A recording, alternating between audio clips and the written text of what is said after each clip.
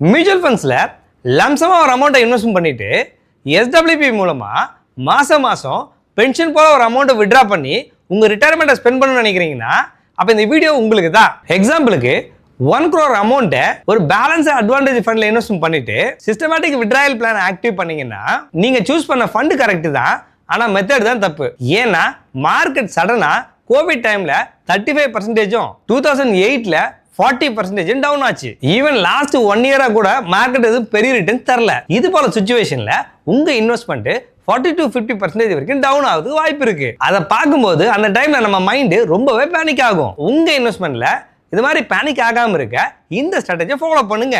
உங்க இன்வெஸ்ட்மெண்ட்டை 4 ஃபண்ட்ல பிரிச்சு இன்வெஸ்ட் பண்ணுங்க.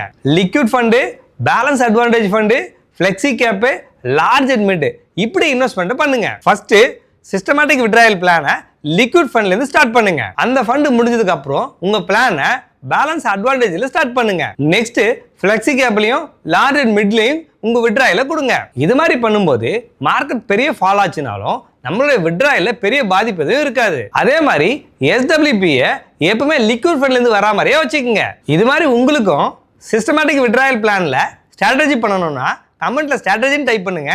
நானே உங்களுக்கு கைட் பண்றேன்.